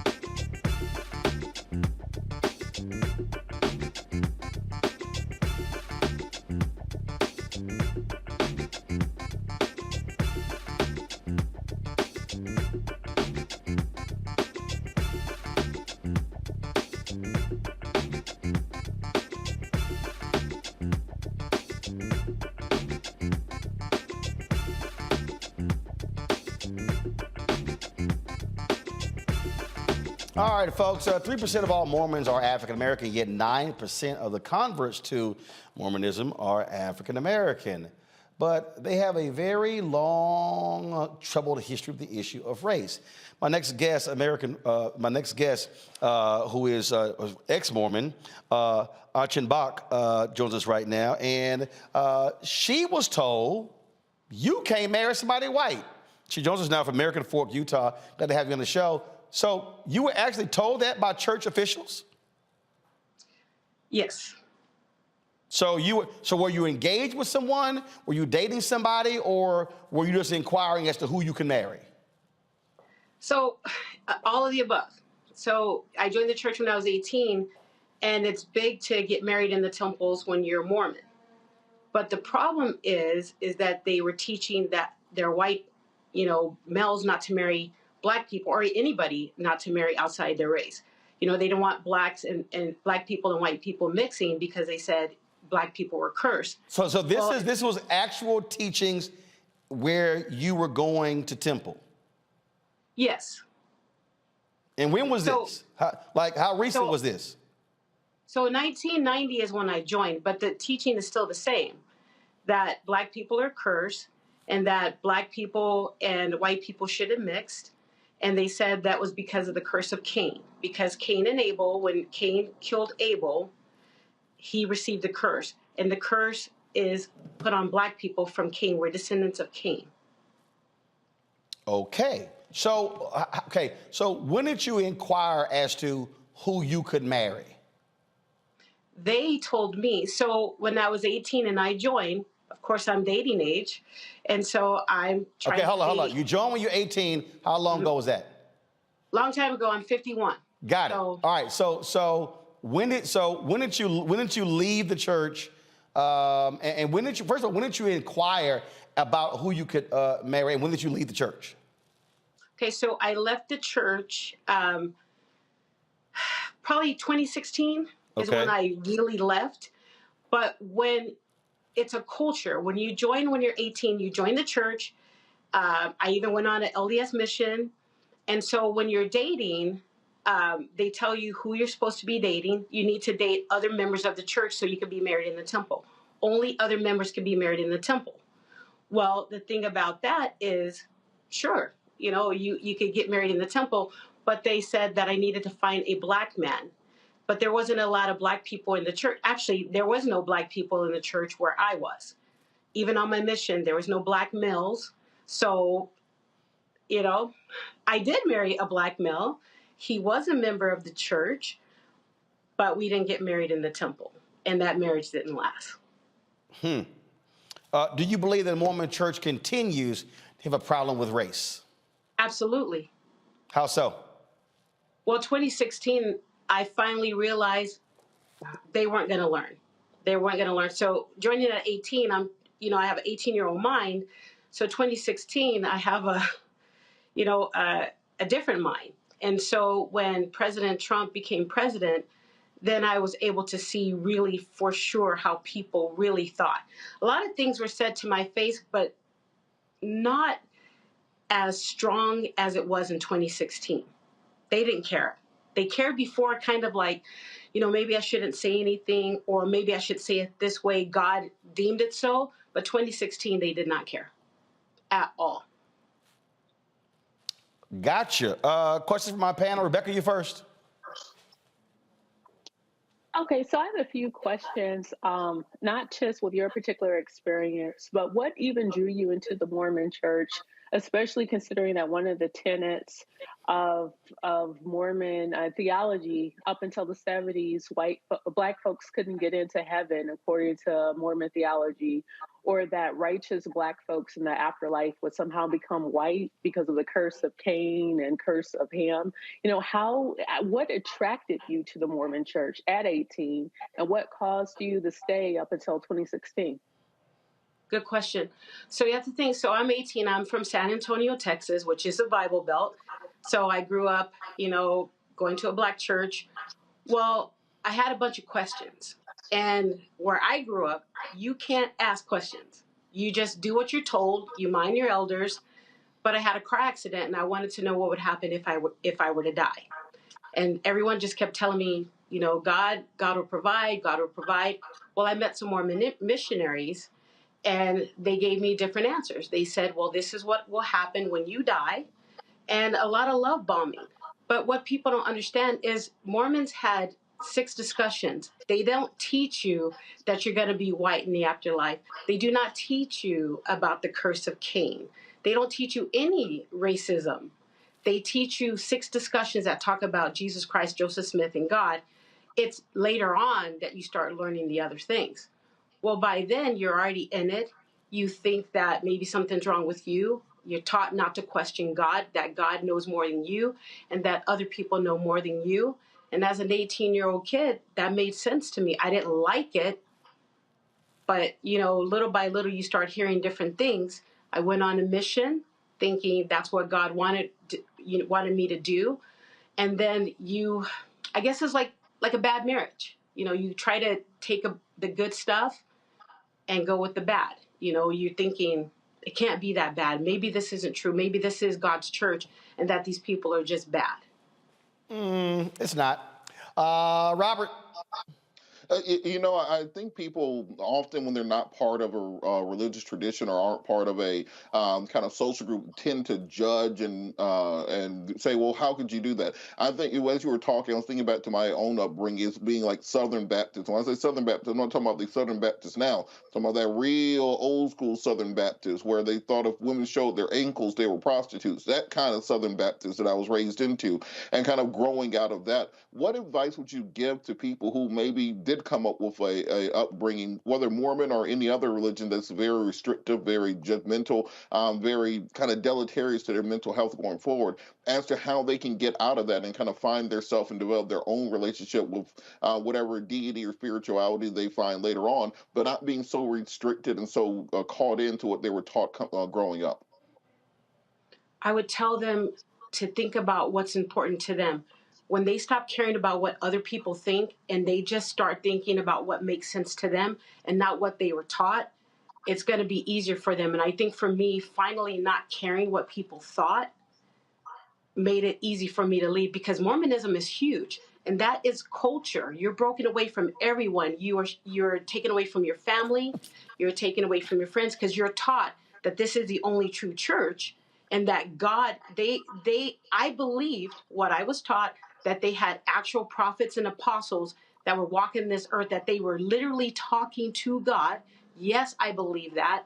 And so I believe what they taught me, which is this is the only true church. And all the other ones have some truth, but we have the authority. And so I believe that. So I would tell people, start thinking for yourself. Don't think about what your parents, your friends, your boyfriends, your kids taught you. What do you think? What makes sense to you? And do you need religion? Like, do you really need that? What do you need? What actually makes you happy? Not what your parents told you or how you were brought up or your community. Because remember, religion is a community. You lose a lot. I lost a lot when I left that church because I had lost before. My aunties, my uncles, they weren't happy of me joining the Mormon Church when I had a Methodist preacher uncle. So. Scott. Yeah, so, but what was it about Mormonism? Because you were in that church for 30 plus years. What was it about Mormonism that kept you there for so long despite the racism? And secondly, by telling this story now, what are you hoping the future of Mormonism is, or do you even care? That's a lot of questions. So first of all, I do care. What I care about is truth. What I care about is awareness. Every time something happened, I would try to question them, and they would shut me down and saying that I wasn't spiritual enough, that I didn't believe in God. And so that messes with you. You're thinking, wait a minute, it's a huge church. There are some Black people in it. Maybe it is me. Maybe it is me. I don't have parents with me talking to me about it. I don't have aunties, cousins, aunts, uncles. It's me using my own experiences trying to figure out, well, what's going on here? It has some truth because of this. But what drew me to Mormonism at the time, as an 18-year-old, if you're having a hard time growing up, you've got a lot of stuff going. San Antonio, it was high crime. There was a lot of things happening there. These people love bombed me. They told me that I was going to have a great life, that they're going to be there for me. They took me to dinner. They bought me. I'll admit that. They would take me places. I would spend a night at their house. It was great. And they seemed to have great marriages. I didn't see any fighting and cussing, which I grew up around. So to me, I was like, maybe they're right. And, it was like, I was telling my husband, it was like when I was going to the other churches and asked questions, I got in a lot of trouble. But when I went to this church and had questions, they answered them, except when it was about race. But I just thought when they tell me it's just something you don't understand right now, God's going to help you later. In the afterlife, you're going to understand everything, which is weird because if you think about it, if there was prophet and apostles, they should have had those answers. But I took it. And so what I would tell people now is that it's not a safe place for Black people. It just isn't. Did you eventually marry somebody white? Or you married somebody black? I married somebody black first. I married a black man, and now I'm married to a white man. All right. Well, church doesn't have. I do have a follow-up question. Rebecca, literally, Okay. I'm out of time, but okay, 20 seconds, real quick. Sure. So in 2012, when Mitch Romney became the Republican nominee, I noticed that it seemed like the Mormon Church was trying to do some rebranding. You were still in the church in 2012. Is that something that you noticed from the inside? Yes, they tried, and I know that they even gave some money to the NAACP, which didn't sit right with me because I told them just because you gave money to the NAACP doesn't mean that you're supporting black people. You're financially giving money to the NAACP. You should be helping the black members within your congregation and address those issues. Gotcha. So yeah, there was a lot of rebranding. All right. Chanel Achenbach, we certainly appreciate it. Thanks a lot. You're welcome. All right, folks, coming up next, Tech Talk. Right here, Roland Martin Unfiltered on the Black Star Network. You too, folks, y'all being way too slow. Hit the like button. We should easily be over 1,000 likes. Why do I have to say this every single day? Y'all all commenting. Hit the like button, then move on. Let's get to 1,000 likes or get to 1,500 likes, all right? Let's go. Back in a moment.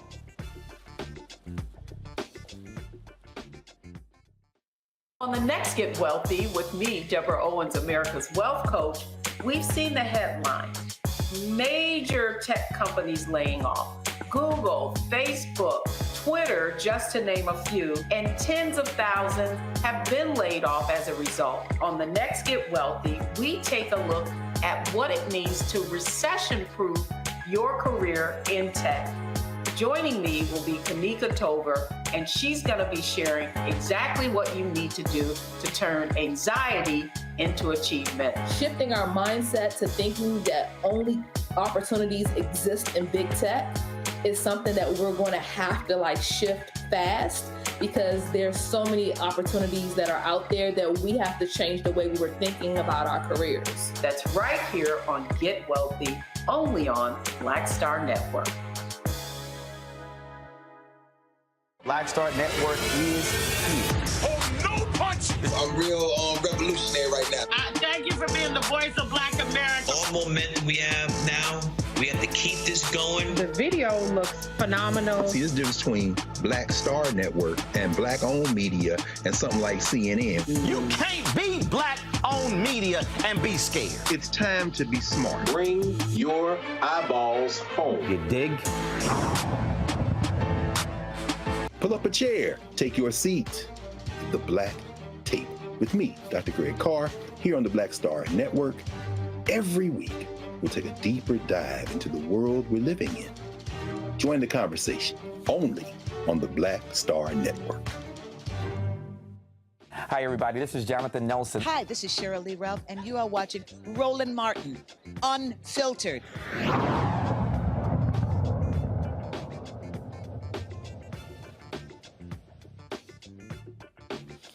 A California man caught on tape trying to run over his neighbor is facing a hate crime charge.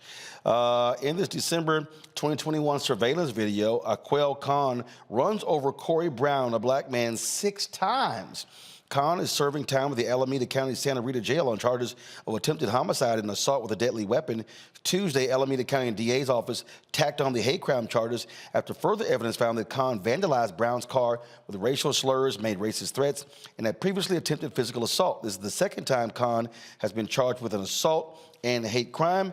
In August of 2021, Khan allegedly beat an Indian woman for speaking Hindi, punching her in the face until she lost consciousness. Yeah, I think his ass need to be in jail, Robert. That's a bare minimum. I was just reading through the story, and I'm trying to understand, why does it take so long to root these people out? Why did they have to get their first try, a second try, a third try? It seems that as long as you don't kill the person the first time, then you get a pass in America. And until we start taking these issues seriously, start treating everybody the same way, we're going to continue to have these issues. Because I guarantee you that if that had been, he beat a little blonde-haired, blue-eyed white girl named Megan half to death, that he would have had a second try to do this. Again, it's look, you've got hate in America, and it's real. All right, y'all. Hundreds rally in for justice in New Jersey after a police-involved shooting kills another black man. Violence intervention specialist Najee Seabrooks was killed during a 4-hour altercation with police. Seabrooks was experiencing a mental health crisis on Friday when he barricaded himself in his Patterson, New Jersey apartment while wielding 2 knives when police shot him. Protesters rallied on Tuesday to demand the termination of the officers involved in the shooting and the release of body camera recordings of the incident. Patterson Healing Collective members, where Seabrooks worked, say they pleaded with police to let them speak with Seabrooks, but the officers refused. Over our team of crisis y'all gotta be on that. Police to allow us to help, but they repeatedly denied our You're gonna let request. audio know a soundbite's coming up. 250 Patterson residents since our inception, the police refused to let us help our own brother in crisis, citing a supposed AG guideline. If the police had allowed our trained professionals to handle the situation, our brother would still be alive. The New Jersey Attorney General's office is investigating this incident. This is what I do not understand, Rebecca. Why do you have officers on the scene where you have someone with a mental crisis and you don't have mental health experts leading it, and you don't let folk who the person know be involved to calm them down? This young brother literally worked for a health collective. So the people who showed up on the scene to actually assist were people who knew him intimately, also his coworkers, and they had the ability and the wherewithal to have intervened in the situation. He should still be alive. And one thing that I wanted to ask the police chief from Louisville earlier today, one thing that I think we need to be asking all of law enforcement, what is the future of policing? What should public safety look like? Because that's what all of us in the community is, what we're asking them, but we need to hear from them. What is their answer? Because clearly what we're doing now in this country is not working. Too many people are dying at the hands of the police, and it doesn't make sense. And the fact that they can't even release the body camera, I'm like, what are they waiting for?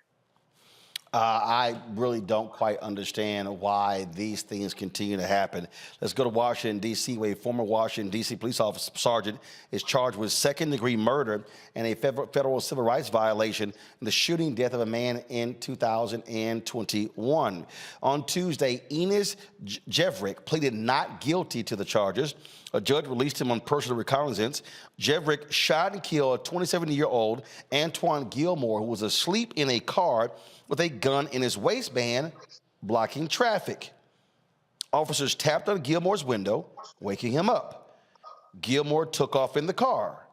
Jevrick fired several shots into the moving vehicle, which is against D.C. police policy. Jevrick has been placed on paid administrative leave since the shooting. The department confirmed he is facing life in prison. Okay, you're violating department policy. Hell yeah, you should be charged, Scott. They didn't even know the police policy. They saw the gun, and that frees them from any type of discipline or discretion or any common sense. When the car begins to move, that's another matter that frees them from any logical discretion or independent thought, because they automatically think it's a threat to them and I can empty my 9mm into a moving car. With the gentleman who was asleep, you have him contained, and because he's got a gun, he's not threatening you with that gun. You're going to lie and say that in your report, but that's not exactly what happened here, and he's dead. What is the rush with these police officers? He was in no danger of getting away. You had 3, 4, 5 police cars there, just like in your prior case with the mental health breakdown. He barricaded himself in. What was the rush? Why wouldn't you let the people help them? They just have no independent judgment. You don't have a sergeant on. They're in a big rush. They want to use deadly force. That's the problem with who you hire and how you train them. That's the real problem. Great example. Roland, just real quick on that same issue. This is what my issue is with the white pro-Second Amendment crowd, because the NRA should be intervening on behalf of this individual who was shot. Because if you are a pro-gun, quote-unquote, lobbying organization and have a legal defense fund, then what you should be doing is fighting for the rights of individuals who are firearms owners. But no, they do not stand up for people who are firearms owners. They stand up for white people and white supremacy in the gun industry. They don't give a damn about black gun owners. Because if they did, they would see a situation like this and say, well, we cannot have law enforcement shooting people simply for possessing guns. We are a pro-gun organization. We saw the same thing with Philando Castillo. We saw the same thing with Crawford in the Walmart case. They only stand up when it's time to protect the profits of gun companies and when it's time to stand up for white supremacy. And that's why I tell people all the time, do not join many of these white pro-Second Amendment organizations. Take your black dollars, take your interest to NAGA and to some of the other black gunners of America who are actually working for African American Second Amendment advocates. Folks, before,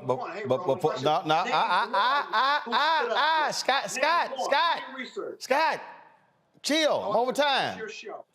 Precisely, damn it. Golly, settle yourself. Now, before I go to break, you go to Atlanta, you can now see the 8-foot bronze statue of civil rights luminary Zernona Clayton. It was unveiled in Zernona Clayton Plaza. The 92-year-old was there to witness the unveiling of her statue. Of course, she was very much involved with the movement, working for Dr. King, the Southern Christian Leadership Conference, along with her husband in the mid-60s. She went on to become a luminary in television broadcasting. She created the Trumpet Awards. She also traveled with Coretta Scott King.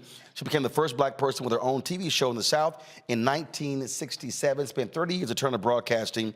And again, so she's on it there. And I'm sure, Robert, one of her many boyfriends were there. Those of y'all who know Zernona Clayton, she loves to count all the brothers out here who she calls her boyfriends, me included. She is an amazing woman, and we're glad to see she being honored there in Atlanta for all of her great work. So congratulations, Zernona. All right, folks, going to a break. We'll be right back with Tech Talk right here on Roland Martin Unfiltered on the Black Star Network.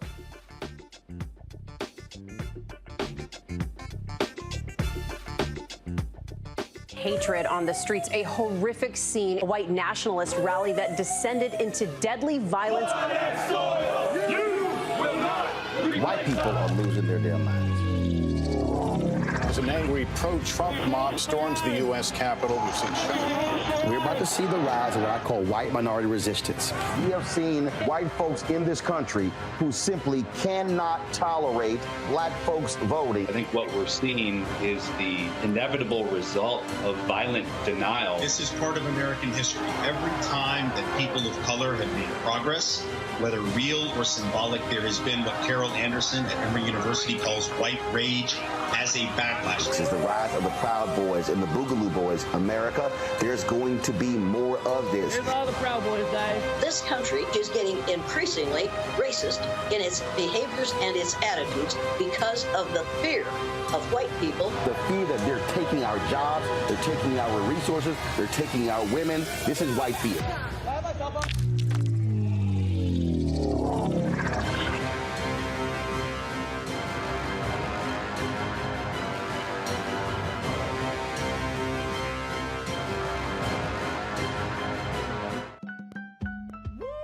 We're all impacted by the culture, whether we know it or not. From politics to music and entertainment, it's a huge part of our lives, and we're going to talk about it every day right here on The Culture with me, Faraji Muhammad, only on the Black Star Network.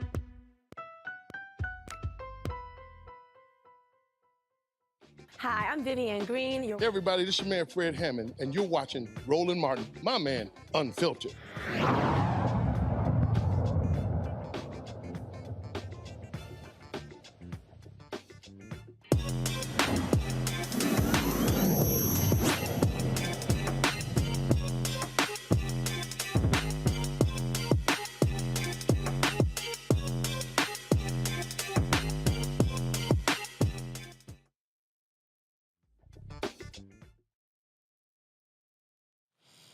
All right, folks, when you think of gaming, many people would not believe that would be something that girls would find attractive. That is simply not the case. A significant number of girls and boys are into gaming, but they also look at gaming differently. My next guest created a virtual universe specifically for the girl in you and the girl in your life. We're celebrating International Women's Day, and we're talking here with founder and CEO of Royals Gaming for Girls, Chief Girl Crusader, Mika. First of all, let's pronounce your last name. First of all, it's Muka Mikanoti Kimoto? You've got it right, Roland. All right, just making sure. All right, good. Okay, there we go. All right, so first of all, how did you embark on this path for this particular game? I love that question. Thank you so much. So you hit the nail on the head. We believe at Royals that all girls deserve to be bold and fearless and undaunted in their pursuit of their greatest potential. And we realized very early on, I happen to be a mom of a gamer girl, and realized very early on that our kids, as young as 2, are spending upwards of 6 hours a day on a mobile device, whether it's a smartphone or a tablet. And the realities of the pandemic, coupled with this increased digital media consumption, have resulted in a crisis, in my opinion, of unprecedented proportions. Our kids are experiencing depression and isolation, cyberbullying and body shame and poor self-esteem, and limiting mindsets around who they are and what is possible for them. And girls in particular seem to be disproportionately impacted. So as a parent, you can imagine, I have been looking for solutions that would offer more than just the pure entertainment. Mobile app games that would inspire the girl in my life, my daughter, and the girls within my community to, beyond the entertainment piece, really recognize the potential that exists with them, and particularly in leadership and STEAM. So that was really what drove me to build this gaming platform that is targeted at young girls, 4 through 12-year-olds, with the idea of driving them towards leadership paths in science, technology. How many different games on the platform? Sorry? How many different games on the platform? Oh my God, we probably have 6 or 7 different adventures that they can explore.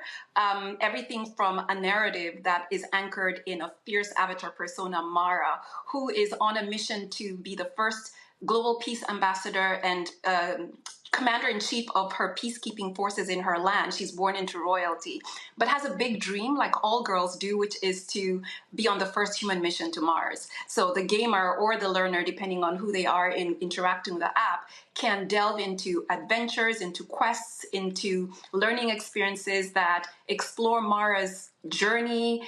They can check out what a day in the life of a real astronaut, a real NASA scientist, like the person who narrated Mara's story, Dr. Crystal Johnson, who's actually head of technology and research investments at NASA, what a day in her life looks like.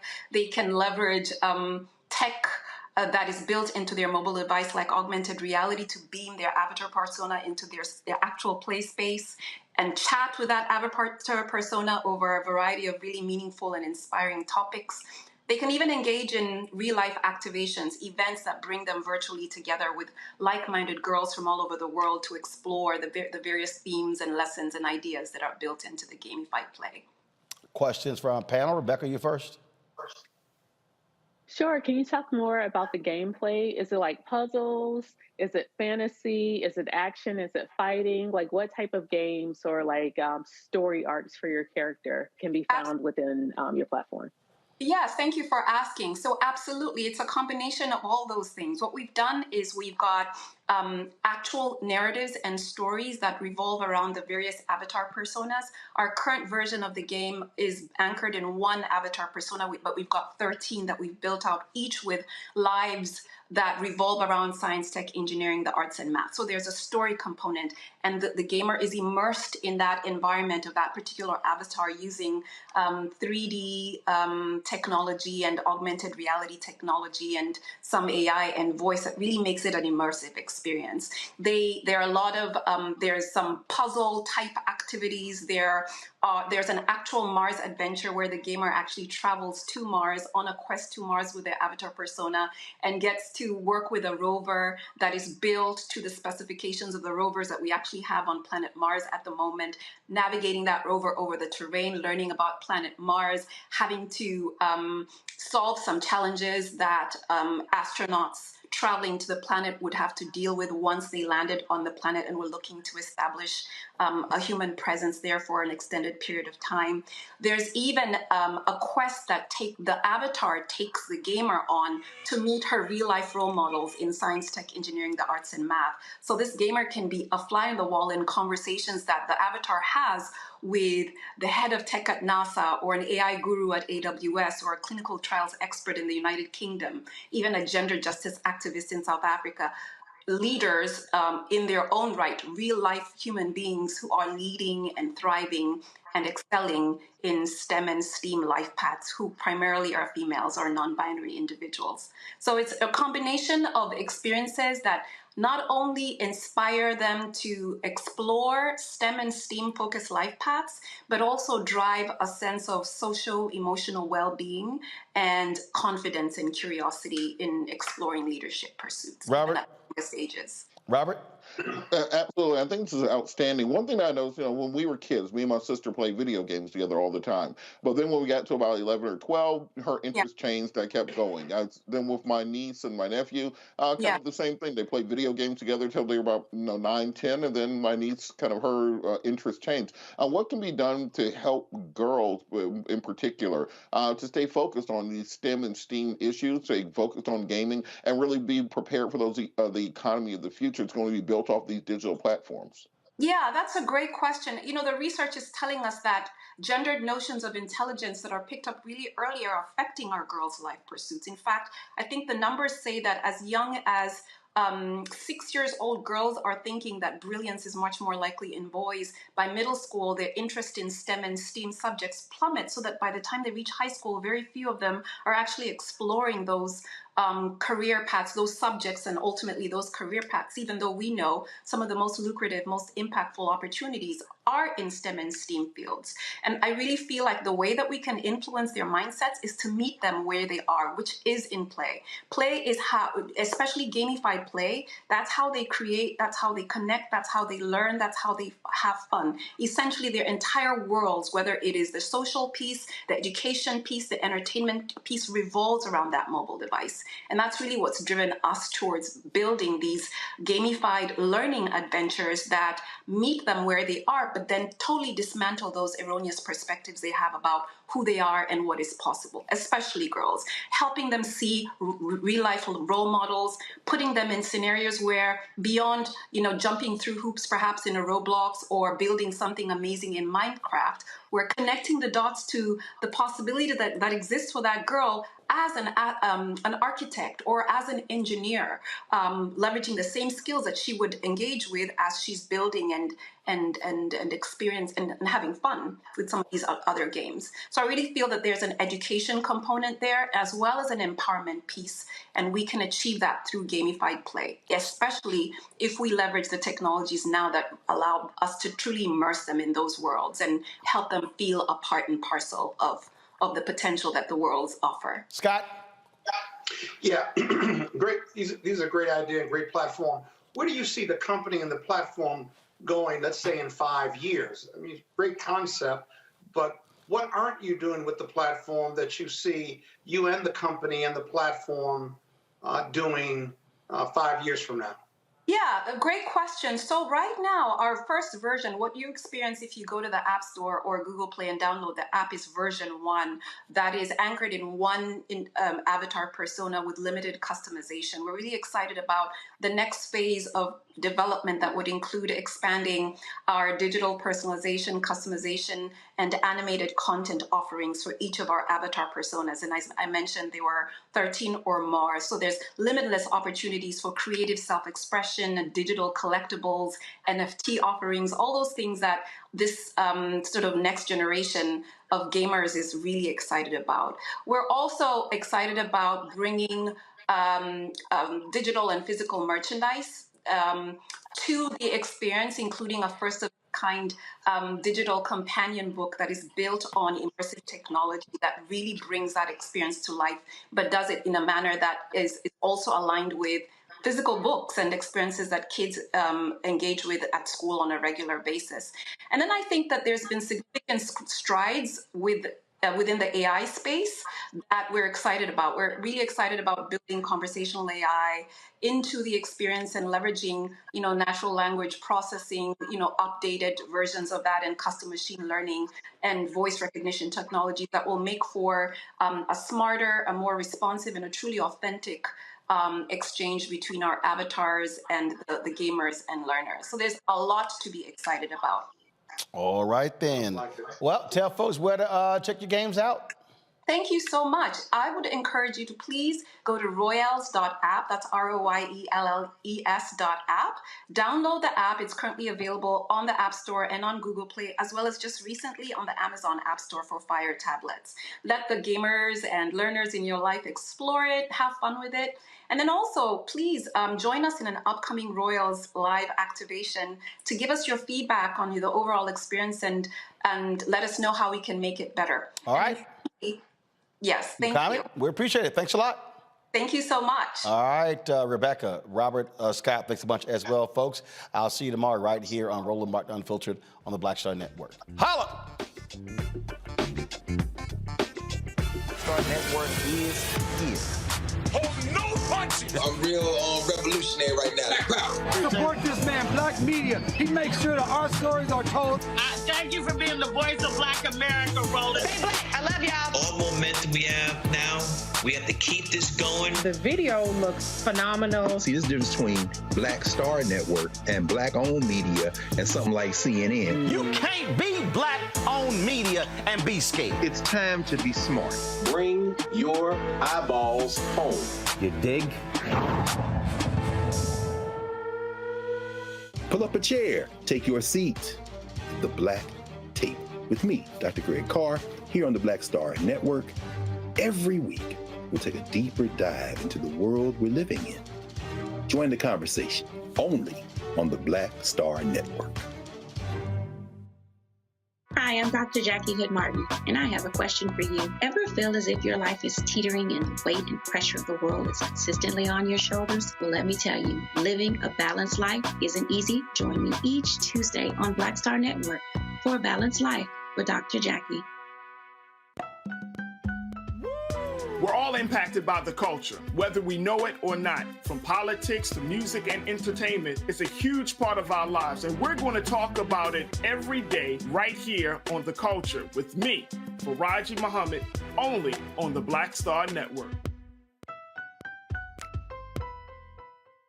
I'm Deborah Owens, America's Wealth Coach, and my new show, Get Wealthy, focuses on the things that your financial advisor and bank isn't telling you, but you absolutely need to know. So watch Get Wealthy on the Black Star Network.